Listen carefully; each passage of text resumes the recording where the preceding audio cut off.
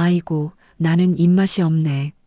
시어머니는 오늘도 숟가락을 들었다 내려놓으셨습니다. 윤정 씨는 새벽부터 장을 봤습니다. 시장에서 가장 신선한 재료를 골라 국을 끓이고 반찬을 정성껏 준비했습니다. 시어머니가 좋아하실 만한 메뉴를 고민하고 또 고민했죠. 하지만 돌아오는 건 늘 같은 말뿐이었습니다. 밥상에 앉아 숟가락을 들긴 드는데 시어머니는 한 숟갈도 제대로 뜨지 않았습니다. 국을 휘휘 저어보다가 반찬을 한번 집었다가 내려놓고는 꼭 같은 말을 하셨죠. 아이고, 나는 입맛이 없네. 처음엔 나이 드시면 그러려니 했습니다. 주변 사람들한테 물어보니 노인들은 원래 입맛이 떨어진다고 하더군요. 아니면 괜히 며느리 밥이 입에 안 맞는 걸 돌려 말하는 건 아닐까 싶어서 괜히 더 물어서 기분 상하실까봐 조심스럽게 넘어갔습니다. 그런데 그게 하루 이틀이 아니었습니다. 며칠이 지나고 일주일이 지나고 한 달이 지나도 시어머니는 밥을 거의 드시지 않았습니다. 국 한 숟갈, 반찬 한 점 집으시는 게 전부였죠. 가끔은 그마저도 하지 않으실 때가 있었습니다. 윤정 씨는 속으로 서운했습니다. 아침부터 시장에 가서 장을 보고 찬찬히 국을 끓이고 반찬을 여러 가지 준비해도 돌아오는 건 늘 같은 말이었으니까요. 괜히 힘들게 했네. 다음엔 그냥 간단히 해. 나 혼자 먹을 건데 뭐. 시어머니의 말은 배려처럼 들렸지만 윤정 씨 마음은 무거워졌습니다. 내 요리 실력이 그렇게 없나? 아니면 며느리라서 일부러 그러시는 건가? 밤마다 이런 생각이 머릿속을 맴돌았습니다. 시댁 식구들과 식사할 때는 괜찮았는데 유독 시어머니하고 단둘이 있을 때만 이러시는 것 같았거든요. 남편에게 조심스럽게 말해봤습니다. 여보, 어머님이 요즘 밥을 거의 안 드시는데 내가 음식을 잘못하는 건 아닐까? 남편은 대수롭지 않게 넘겼습니다. 우리 엄마 원래 그래. 먹성이 없으신 거야. 너 신경 쓰지 마. 그 말이 오히려 더 서운했습니다. 신경 쓰지 말라는 말은 아무것도 바꾸지 않겠다는 뜻처럼 들렸거든요. 남편은 자기 엄마니까 대충 넘어가지만 매일 밥상을 차리는 건 윤정 씨였습니다. 매일 시어머니의 무표정한 얼굴을 마주해야 하는 것도요. 어느 날은 일부러 시어머니가 예전에 맛있다고 하셨던 된장찌개를 끓였습니다. 그날따라 자신있게 밥상을 차렸죠. 어머님, 오늘은 된장찌개 끓였어요. 예전에 맛있다고 하셨잖아요. 시어머니는 잠깐 찌개를 보시더니 숟가락으로 한번 떠서 입에 대셨습니다. 그리고는 그래. 고맙다. 하시고는 더 이상 드시지 않았습니다. 윤정 씨는 그날 저녁 설거지를 하면서 눈물이 날 것 같았습니다. 도대체 뭘 어떻게 해야 하는 거지? 문제는 그 다음부터였습니다. 어느 날 윤정 씨는 설거지를 하다가 이상한 걸 발견했습니다. 쓰레기통 안에서 거의 손도 대지 않은 반찬들이 그대로 버려져 있었던 겁니다. 랩도 벗기지 않은 김치, 그대로 담긴 국, 한 젓가락도 뜨지 않은 나물. 윤정 씨는 쓰레기통 앞에서 한참을 서 있었습니다. 이게 뭐지? 드시지도 않으실 거면서 왜 아무 말씀도 안 하시는 거야? 가슴이 답답했습니다. 차라리 싫다고 입에 안 맞는다고 말씀하시면 이해라도 할 텐데 이렇게 몰래 버리시는 게 더 서운했습니다. 그날 밤 윤정 씨는 잠을 이루지 못했습니다. 옆에서 남편은 코를 골며 자고 있었지만 윤정 씨는 천장만 바라보며 생각에 잠겼습니다. 차라리 싫다고 말하시지. 왜 이렇게까지 하시는 거지? 내가 그렇게 밉나? 서운함은 점점 화로 그리고 원망으로 바뀌었습니다. 며칠 뒤 윤정 씨는 생각을 바꿨습니다. 아, 내가 너무 정성스럽게 해서 부담스러우신가 보다. 그래서 일부러 반찬을 간단하게 했습니다. 김치, 계란말이, 김 정도만 차렸죠. 그런데도 시어머니는 똑같았습니다. 숟가락을 들었다 내려놓고 물만 한 모금 마시고는 조용히 자리에서 일어나셨습니다. 윤정 씨는 점점 지쳐갔습니다. 뭘 해도 안 되는 것 같았어요. 정성껏 해도 안 먹고 간단하게 해도 안 먹고 도대체 뭘 원하시는 건지 알 수가 없었습니다. 그러던 어느 날 저녁 윤정 씨는 결국 말을 꺼냈습니다. 더 이상 참을 수가 없었어요. 어머님, 혹시 제가 해드리는 음식이 많이 불편하시면 솔직하게 말씀해 주세요. 제가 고치든지 아니면 어머님이 직접 하시든지. 목소리가 떨렸습니다. 울지 않으려고 애쓰는 게 역력했죠. 시어머니는 잠시 윤정 씨를 바라보셨습니다. 그 눈빛에는 뭔가 말하고 싶은 게 있어 보였는데 곧 고개를 돌리셨습니다. 아니다. 내가 뭘 잘못했겠니? 내가 그냥 입맛이 없는 거야. 신경 쓰지 마라. 그리고는 자리에서 일어나 방으로 들어가 버리셨습니다. 윤정 씨는 혼자 남은 식탁 앞에서 한참을 앉아 있었습니다. 시어머니가 한 입도 안 드신 밥상을 바라보며 눈물이 주르륵 흘러내렸습니다. 그날 이후 집안 공기는 눈에 띄게 차가워졌습니다. 시어머니는 더 말수가 줄었고 윤정 씨도 말을 아꼈습니다. 밥상을 차릴 때마다 마음이 무거웠어요. 마치 매번 시험을 보는 기분이었죠. 오늘은 드실까? 아니면 또 남기실까? 그런 생각만 하다 보니 부엌에 서는 것 자체가 두려워졌습니다. 남편은 그런 윤정 씨를 보고 말했습니다. 왜 그렇게 예민하게 구냐? 엄마가 안 드시면 그냥 내가 먹으면 되지. 남편은 몰랐습니다. 매일 정성껏 준비한 음식이 손도 안 대지고 버려지는 게 얼마나 마음 아픈 일인지, 며느리로서 무시당하는 것 같은 기분이 얼마나 서러운지. 시간이 갈수록 시어머니는 눈에 띄게 마르셨습니다. 원래도 작은 체구였는데 이제는 바람에 날아갈 것처럼 가늘어 보였어요. 윤정 씨는 걱정이 되면서도 한편으로는 서운한 마음을 떨칠 수가 없었습니다. 내가 해드리는 밥을 안 드시니까 그런 거잖아. 그러던 어느 날 밤이었습니다. 윤정 씨는 화장실에 가려고 일어났다가 부엌 쪽에서 희미한 소리를 들었습니다. 처음엔 뭔가 떨어지는 소리인가 했는데 자세히 들어보니 누군가 훌쩍이는 소리였습니다. 조심스럽게 부엌 쪽으로 다가갔습니다. 불도 켜지지 않은 어두운 부엌에 시어머니가 서 계셨습니다. 그 손에는 낮에 윤정 씨가 만들어둔 반찬이 들려 있었습니다. 시어머니는 떨리는 손으로 그 반찬을 입에 넣으려고 애쓰고 계셨어요. 하지만 입 가까이 가져갔다가 다시 내려놓고 또 가져갔다가 내려놓기를 반복하셨습니다. 그리고 결국 고개를 숙이고 조용히 우셨습니다. 작게 신음하는 소리가 들렸습니다. 마치 엄청난 고통을 참으시는 것 같았어요. 윤정 씨는 그 자리에서 굳어버렸습니다. 숨소리조차 죽였습니다. 그 모습은 밥을 먹기 싫어하는 사람이 아니었습니다.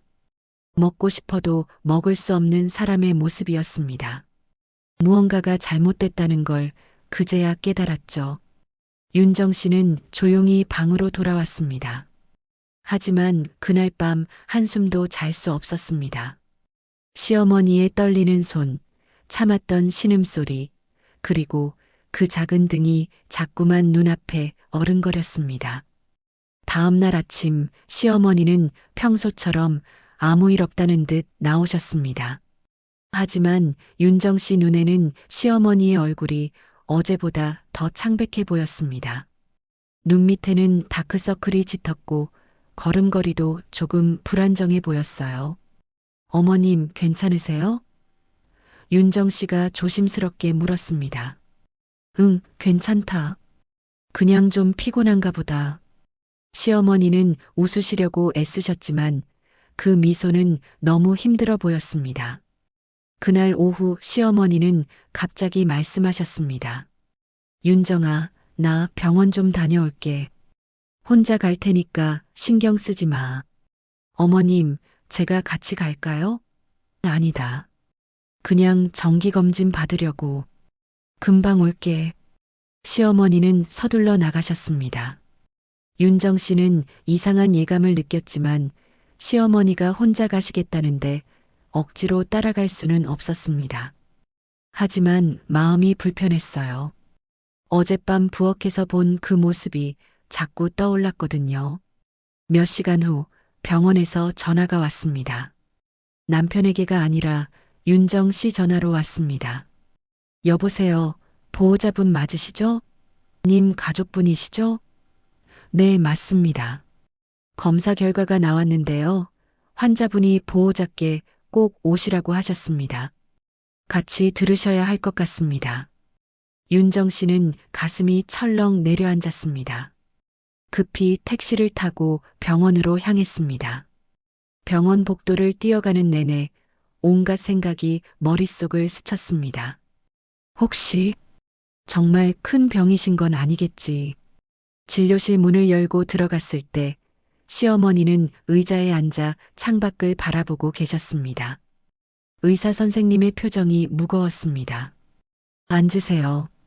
의사는 차트를 보며 천천히 말했습니다. 검사 결과를 말씀드리겠습니다. 환자분은 위암 사기로 진단됐습니다. 윤정 씨는 귀를 의심했습니다. 네, 위암이요? 네, 그것도 상당히 진행된 상태입니다. 이미 음식물이 거의 통과하지 못하는 상태고 통증도 심하실 겁니다. 왜 이렇게 늦게 오셨습니까? 의사는 시어머니를 보며 안타까운 표정을 지었습니다. 시어머니는 여전히 창밖만 바라보고 계셨어요.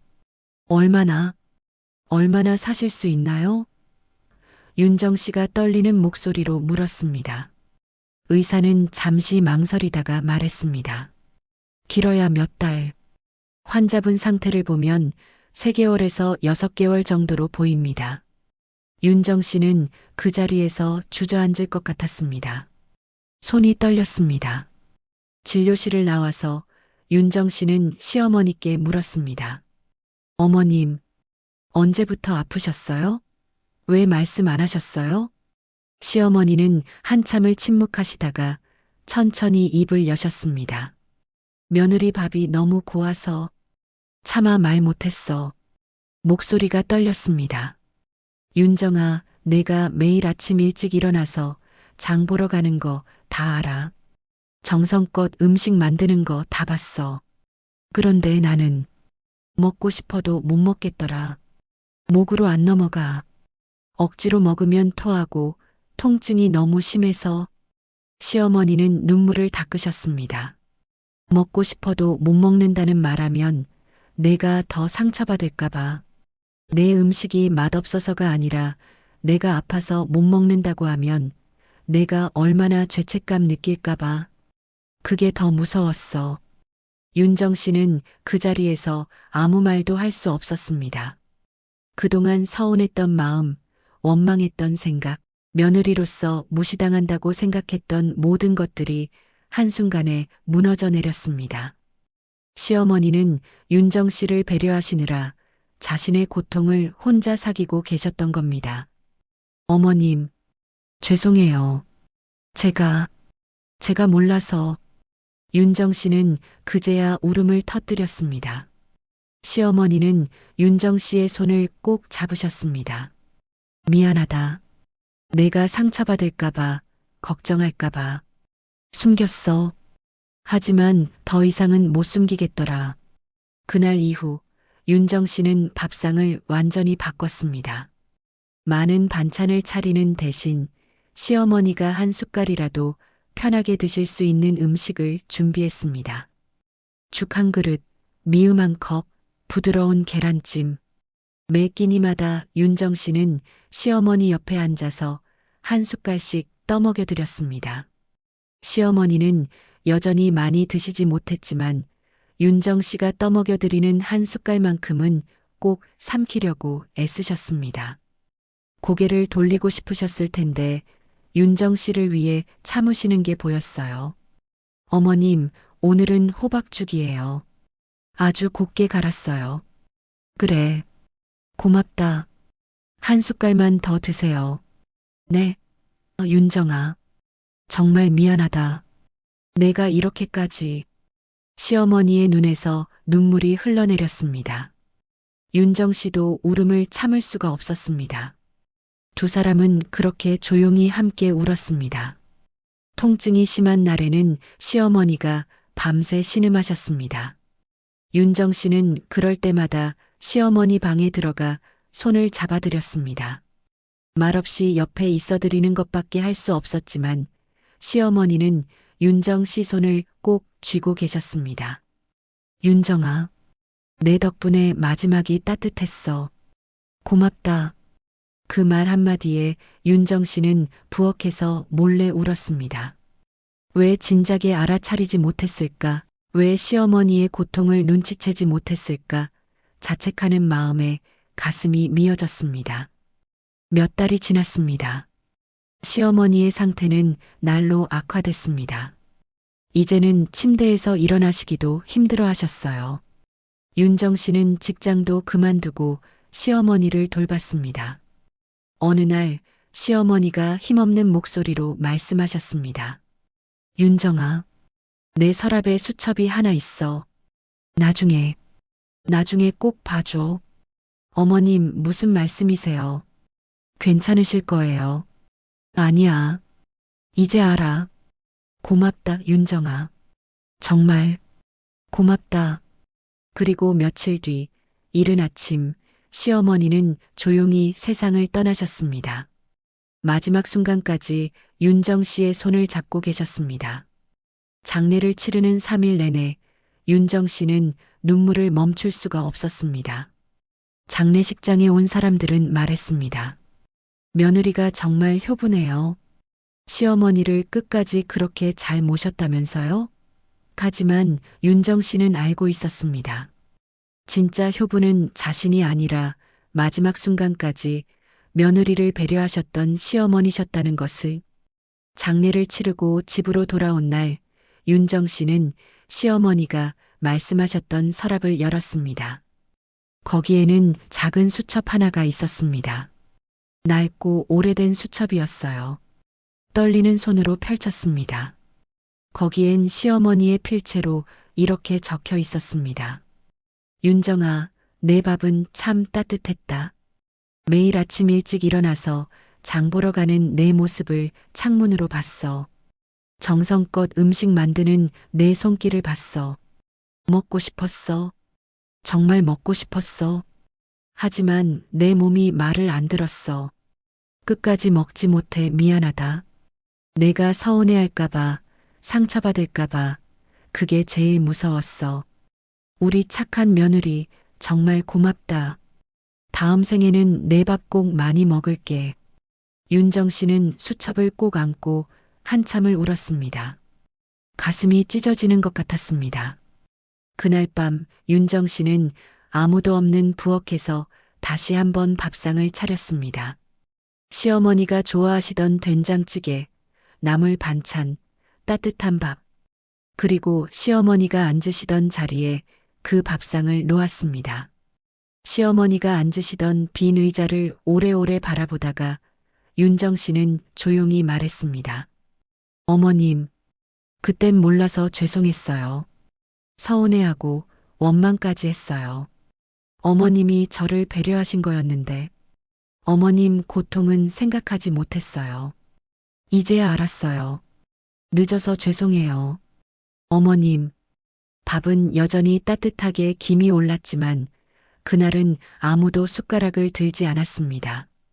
윤정 씨는 그날 이후로도 가끔 시어머니가 앉으시던 자리에 밥상을 차립니다. 그리고 조용히 말을 겁니다.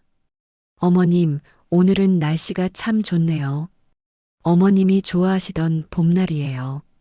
부엌에서 밥 짓는 냄새가 날 때마다 윤정 씨는 생각합니다. 가족의 침묵 뒤에는 때때로 우리가 모르는 깊은 사랑이 숨어 있다는 것을. 그리고 그 사랑을 너무 늦게 알아버렸다는 것을